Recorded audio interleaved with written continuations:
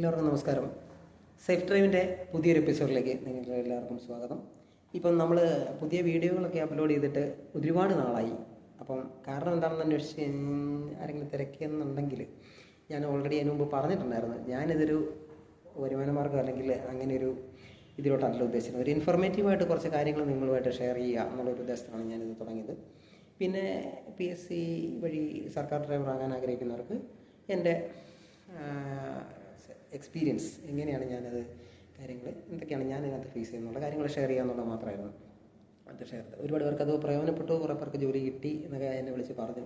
അപ്പോൾ അത് ഒരുപാട് സന്തോഷം നമുക്ക് അങ്ങനെയൊക്കെ കേൾക്കുമ്പോൾ. നമ്മൾ കാരണം കുറച്ച് പേർക്ക് പ്രയോജനം ഉണ്ടായി എന്നൊക്കെ കേൾക്കുമ്പോൾ ഒരുപാട് സന്തോഷം. അപ്പം ഞാനിപ്പോൾ വന്നിരിക്കുന്നത് നിങ്ങളുമായിട്ട് മറ്റു കുറച്ച് കാര്യങ്ങൾ ഡിസ്കസ് ചെയ്യാൻ വേണ്ടിയിട്ടാണ്. നമ്മുടെ റോഡുകളിൽ റോഡ് അപകടങ്ങൾ നാൾക്കുകൾ വർദ്ധിച്ചു വരികയാണ്. അപ്പം ഒരു ഡ്രൈവർ ജോലി ചെയ്യുന്ന ഒരാൾ എന്നുള്ള നിലയ്ക്ക് നമുക്ക് ഈ സംഭവത്തോട് ഉള്ള ഒരു ഉത്തരവാദിത്വം എന്നുള്ള നിലയ്ക്ക് എനിക്ക് നിങ്ങളോട് കുറേ കാര്യങ്ങൾ ഡിസ്കസ് ചെയ്യാൻ വേണ്ടിയിട്ടുണ്ട്. കാരണം നമ്മുടെ സർക്കാർ സംവിധാനങ്ങളെ സംബന്ധിച്ച് അവർക്ക് റോഡ് അപകടങ്ങൾ കുറയ്ക്കുന്നതിന് വേണ്ടിയിട്ട് ഒരു പരിധിയിൽ കൂടുതൽ കാര്യങ്ങൾ ചെയ്യാൻ സാധിക്കുകയില്ല. കാരണം എന്താണെന്ന് വെച്ച് കഴിഞ്ഞാൽ അത് ബാക്കി ജനങ്ങൾ ഏറ്റെടുക്കേണ്ട കുറേ കാര്യങ്ങളാണ്. ഇതിൻ്റെ കുറേ നമ്മൾ കോമൺ സെൻസുകൾ ഉപയോഗിക്കാം. നമുക്ക് ഡ്രൈവിംഗ് പഠിപ്പിച്ച് പുറത്തിറക്കി വെളിയിലേക്ക് വരുന്ന സാഹചര്യത്തിൽ നമ്മൾ ബാക്കി കാര്യങ്ങൾ നമ്മുടെ കയ്യിലാണ്. എക്സ്പീരിയൻസുകളിലൂടെ ബാക്കി നമ്മുടെ അതങ്ങനെയാണല്ലോ. ഏത് കാര്യം പഠിച്ചെന്ന് പറഞ്ഞു കഴിഞ്ഞാലും നമുക്ക് ആ കാര്യം പഠിപ്പിച്ചു വിടാൻ ഗുരുനാഥന്മാർ പോലും അതിൻ്റെ ബാക്കി നമ്മൾ എക്സ്പീരിയൻസ് നമ്മൾ വഴിയിൽ നിന്നും പഠിക്കുന്നു. ബാക്കി മറ്റുള്ളവർ ചെയ്യുന്ന കാര്യങ്ങൾ കണ്ടു മനസ്സിലാക്കുന്നു. അപ്പോൾ ഇതിനകത്ത് ഏതാണ് ശരി ഏതാണ് തെറ്റ് എന്നൊക്കെയുള്ള കൺഫ്യൂഷൻസ് കാര്യങ്ങളൊക്കെ വരാം. അപ്പം ഏറ്റവും മെയിനായിട്ടുള്ളതെന്ന് പറഞ്ഞു കഴിഞ്ഞാൽ നിയമം പാലിച്ചുകൊണ്ട്, മോട്ടോർ വാഹന നിയമങ്ങൾ പാലിച്ചുകൊണ്ട് നമുക്ക് വണ്ടി ഓടിക്കാം. അതിൽ കൂടുതലായിട്ട് കുറേ കാര്യങ്ങളെക്കുറിച്ചുകൂടെ നമുക്ക് കാണുന്ന കുറേ കാര്യങ്ങളെക്കുറിച്ചുകൂടെ നമുക്കൊന്ന് ഡിസ്കസ് ചെയ്യാം എന്നൊരു പ്ലാനിലാണ് ഞാൻ ഇന്ന് വന്നിരിക്കുന്നത്. അപ്പോൾ അതിനകത്ത് എനിക്ക് നിങ്ങളുടെ എല്ലാ സപ്പോർട്ടും വേണം. കാരണം നമ്മളിങ്ങനെ കുറേ പേര് ഇങ്ങനെയുള്ള കുറച്ച് കാര്യങ്ങൾ ഡിസ്കസ് ചെയ്യുമ്പോൾ അത് മറ്റുള്ളവരിലോട്ടുകൂടെ എത്തുന്നെങ്കിൽ നമുക്ക് ഇവിടെ കുറേ കാര്യങ്ങൾ അറിവില്ലായ്മ കൊണ്ടൊക്കെ സംഭവിക്കുന്നതാണെന്നുണ്ടെങ്കിൽ അവർക്ക് അതിനെക്കുറിച്ച് മനസ്സിലാകട്ടെ. അല്ലെങ്കിൽ ഇതൊന്ന് പാലിക്കാനായിട്ട് ഇങ്ങനൊരു വീഡിയോ സഹായിക്കുമെങ്കിൽ തീർച്ചയായിട്ടും നമുക്കങ്ങനെ ചെയ്യാം. അപ്പം അതിനകത്ത് നമുക്ക് ഒരുമിച്ച് നിൽക്കാം. അപ്പം റോഡിലെ സാഹചര്യങ്ങൾ അപകടങ്ങളുണ്ടാകുന്നത് വാഹനങ്ങളുടെ പ്രശ്നം കാരണം വരാമെന്ന് പറയുന്നു. കുറേ പേര് അങ്ങനെ പറയുന്നുണ്ട്. മെക്കാനിക്കലി എന്തെങ്കിലുമൊക്കെ പ്രശ്നങ്ങളുള്ള വാഹനങ്ങൾ ഒരു കാരണമാകാറുണ്ട്. രണ്ട്, റോഡിൻ്റെ കാര്യങ്ങൾ വരാറുണ്ട്. റോഡിൻ്റെ നിർമ്മാണത്തിൽ ബാങ്കിങ് ഓഫ് കർവ് ഇല്ലാതെ വരുന്ന അപകടങ്ങൾ ഒരുപാട് നമ്മൾ കണ്ടിട്ടുണ്ട്. അപ്പോൾ പിന്നെ റോഡിൻ്റെ സർഫസിൽ ഓയിൽ വീഴുക, അങ്ങനെ തിന്നുന്ന വസ്തുക്കൾ വീഴുക, മഴയത്തൊഴി വരുന്ന മണലോ മെറ്റിലോ ഒക്കെ കിടക്കുക, മുമ്പിൽ പോകുന്ന വാഹനങ്ങളിൽ നിന്നും ചിലപ്പോൾ നമ്മൾ എടുത്തെറിയുന്ന ഒരു പ്ലാസ്റ്റിക് കുപ്പി പോലും പുറകെ വരുന്ന ബൈക്കുകാരന് അപകടമാകും എന്ന് ചിന്തിക്കാത്ത തരത്തിലുള്ള പ്രവർത്തനങ്ങൾ നമ്മൾ ഒരുപാട് കണ്ടിട്ടുണ്ട്. കാരണം ഞാനൊരു KSRTC സർവീസ് ബസ് ഓടിച്ചുകൊണ്ടിരുന്ന ഒരു ഡ്രൈവറാണ്. നമുക്ക് കണ്ണാടി ഇവിടെ കാണാനേ പറ്റത്തുള്ളൂ. തടയാൻ നമുക്ക് സാധിക്കുന്നതിന് മുമ്പേ ഇവിടെ കാര്യങ്ങൾ നടന്നു പോകും. അപ്പം അങ്ങനെയുള്ള കാര്യങ്ങളിൽ വീണ്ടും വിചാരം നമ്മൾ ജനങ്ങളിൽ നിന്നും ഉണ്ടാകേണ്ടതാണ്. നമുക്കത് ഓരോരുത്തരെ കയ്യെ പിടിച്ച് പഠിപ്പിക്കാനായിട്ട് പറ്റാറില്ല. അത് നമ്മൾ സ്വയമേവ ചിന്തിക്കാൻ തയ്യാറാകേണ്ടതുണ്ട്. അപ്പം സ്ഥിരമായി വാഹനം ഉപയോഗിക്കുന്ന പ്രൊഫഷണലായിട്ട് ഉപയോഗിക്കുന്നവർക്ക് ഇതിനെക്കുറിച്ച് കൃത്യമായിട്ട് അറിയാമായിരിക്കും. പക്ഷേ എന്നാൽ പോലും തുടക്കക്കാർ മുതലേ ഇങ്ങനൊരു ചിന്താഗതികൾ, ഇതിൻ്റെ കാര്യങ്ങൾ, സാധ്യതകൾ, അയ്യോ അങ്ങനെ ഒരു അപകട സാധ്യത ഉണ്ടായിരുന്നു ഞാൻ മനസ്സിലാക്കിയില്ല എന്ന് പറയുന്ന ആ ഒരു അവസ്ഥ മാറുന്ന ഒരു സമയത്ത് നമ്മൾ ഉദ്ദേശിക്കുന്ന ഈ ലക്ഷ്യങ്ങളിലോട്ട് നമുക്ക് എത്തിച്ചേരാൻ സാധിക്കൂ. അപ്പോൾ അതിനകത്ത് നമുക്കെല്ലാവർക്കും ഒരുമിച്ച് പങ്കെടുക്കാം. അപ്പം നമുക്ക് ഓരോന്നായിട്ട് ഓരോരോ പോയിന്റുകളായിട്ട് നമുക്ക് ഇതിനെക്കുറിച്ചൊന്ന് ചിന്തിക്കാം.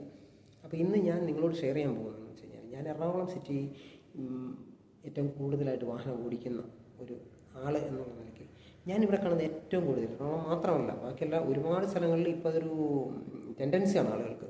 കാരണം വീട്ടിൽ നിന്ന് താമസിച്ച് ഇറങ്ങിയിട്ട് വണ്ടിയിലാണ് നമ്മൾ തിരക്ക് പിടിക്കുന്നത്. വാഹനത്തിൽ തിരക്ക് പിടിക്കരുത്, വഴിയിൽ വാശി കാണിക്കരുത് എന്നൊക്കെ നമുക്ക് പറയാൻ എളുപ്പമാണ്.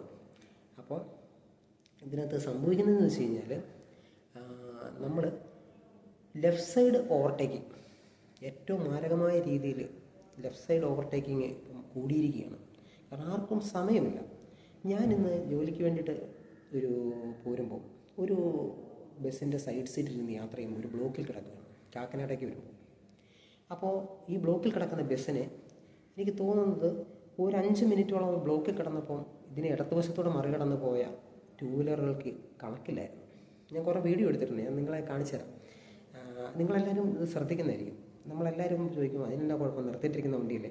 പക്ഷേ ഒരു വലിയ ലൈനായിട്ട് ട്രാഫിക് ബ്ലോക്കിൽ കിടക്കുമ്പോൾ നമ്മൾ ഈ ലെഫ്റ്റ് സൈഡ് വഴി ഓവർടേക്ക് ചെയ്യുമ്പോൾ നമുക്ക് നമ്മുടെ കാണാമറയത്ത് ചിലപ്പം നമ്മുടെ ജീവൻ കൊണ്ടുപോകാൻ പറ്റുന്ന കുറേ സാഹചര്യങ്ങൾ ഞാൻ അവിടെ കണ്ടായിരുന്നു.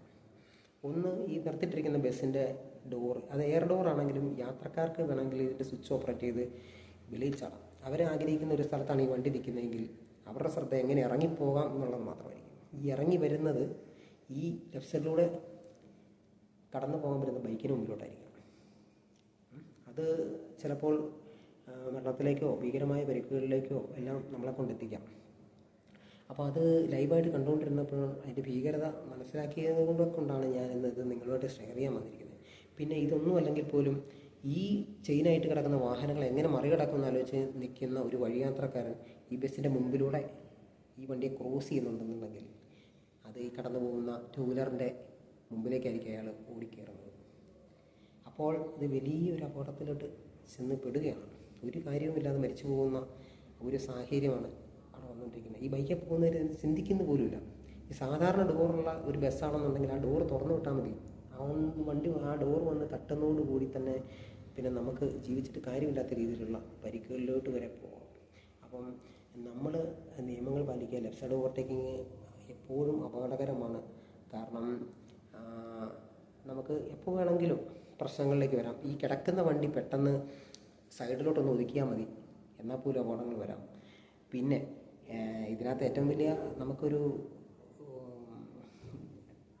കോമഡിയായിട്ട് നമ്മൾ കാണുന്നൊരു സംഭവം എന്ന് വെച്ച് കഴിഞ്ഞാൽ, എല്ലാവരും മുഖം കാണിച്ച് റോഡിൻ്റെ വലതുവശത്താണ് നിൽക്കുന്നത്. കീപ്പ് ലെഫ്റ്റ് എന്നുള്ള ഒരു സിസ്റ്റം മാറിയിട്ട് നമ്മൾ ശ്രദ്ധിച്ചാൽ മതി. എല്ലാവരും മറികടന്ന് പോകാൻ വേണ്ടി മുഖം കാണിച്ച് റോഡിന് വലതുവശത്തോട്ട് മാറുമ്പോൾ ലെഫ്റ്റ് സൈഡ് മുഴുവൻ ഫ്രീ ആയി പോകുന്നത് കൊണ്ടല്ലേ ഞങ്ങളിങ്ങനെ കയറി പോകുന്നത് എന്ന് ചോദിച്ച ഒരുപാട് കൂട്ടുകാർ ഞാൻ കണ്ടായിരുന്നു. ഞാനത് കുറച്ച് പേരുമായിട്ട് ഇതിനെക്കുറിച്ച് ചോദിച്ചു.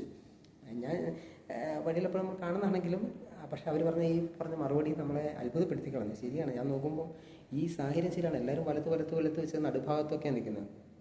അപ്പോൾ നമ്മളെപ്പോഴും നമ്മുടെ ഒരു ട്രാക്ക് കീപ്പ് ചെയ്യുക, ലൈൻ ട്രാഫിക്ക് നമ്മൾ പാലിക്കുക. അപ്പം ലെഫ്റ്റ് സൈഡ് ഓവർടേക്കിങ് നമുക്ക് അതിൻ്റെ പേരിൽ കേസോ കാര്യങ്ങളോ ഒന്നും അല്ല പ്രശ്നം. അവിടെ ജീവൻ അപകടമുണ്ടാകാം എന്നുള്ളൊരു സംഭവമാണ് നമ്മൾ ഏറ്റവും കൂടുതൽ ബുദ്ധിമുട്ട് വരുന്നത്. ചില സാഹചര്യങ്ങളിൽ പോലീസുകാർ ലെഫ്റ്റ് സൈഡ് ഓവർടേക്ക് ചെയ്ത് വരുന്നതിന് പിടിക്കുന്നുണ്ട്. എന്തുകൊണ്ടാണ്? അവർക്ക് കേസുണ്ടാക്കാനോ കാര്യങ്ങളൊന്നുമല്ല. നിങ്ങളുടെ ജീവന് നിങ്ങൾ കൽപ്പിക്കുന്നതിൽ കൂടുതൽ വില അവർ കൊടുക്കുന്നുണ്ടാവാം അവരങ്ങനെ ചെയ്യുന്നതെന്നാണ് ഞാൻ മനസ്സിലാക്കുന്നത്. അതുകൊണ്ട് അത് അവരുടെ പോലീസുകാരുടെ മോട്ടോർ വെഹിക്കിളിൻ്റെ ഉത്തരവാദിത്തമായിട്ട് മാറാതെ നമ്മൾ ഓരോരുത്തരുടെയും ഉത്തരവാദിത്തമായിട്ട് നമ്മൾ കാണണം.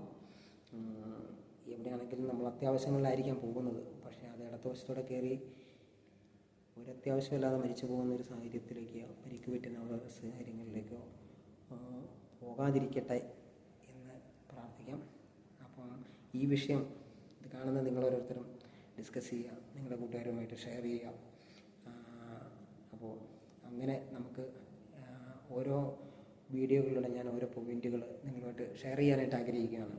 നിങ്ങളുടെ എല്ലാവരുടെയും സപ്പോർട്ട് നമുക്ക് ഇതിനകത്ത് വേണം. അപ്പം ഇതിൻ്റെ ചില വീഡിയോകളൂടെ നിങ്ങളുടെ ഇതിന് ശേഷം ഞാൻ ഇതോടൊപ്പം അറ്റാച്ച് ചെയ്ത് ഷെയർ ചെയ്യാം. അത് നിങ്ങളൊന്ന് കണ്ടു നോക്കണം. പിന്നെ നിങ്ങളുടെ ഓരോരുത്തരുടെയും യാത്രകളിൽ നിങ്ങൾ ഇതുപോലെ കാണുമ്പോൾ അതിനെക്കുറിച്ചുകൂടെ ഷെയർ ചെയ്യുക. അപ്പം ഈ വീഡിയോ മാക്സിമം ആളുകളിലേക്ക് നിങ്ങൾ എത്തിക്കുക. അപ്പം ലെഫ്റ്റ് സൈഡ് ഓവർടേക്കിങ് നമ്മളെ ഒരു രക്ഷയുമില്ലാത്ത രീതിയിലുള്ള അപകടങ്ങളിലേക്ക് കൊണ്ടെത്തിക്കാൻ സാധ്യതയുണ്ട്. കാരണം കീപ്പ് ലെഫ്റ്റ് എന്നാണ് നമുക്ക് ഇടതുവശത്തോടെ ഓവർടേക്ക് ചെയ്യാൻ നമ്മുടെ നിയമവ്യവസ്ഥ സംവിധാനം അനുവദിക്കുന്നുമില്ല. നമ്മുടെ ഇവിടുത്തെ മോട്ടോർ വെഹിക്കിൾ നിയമപ്രകാരം നമുക്കത് തെറ്റുമാണ്.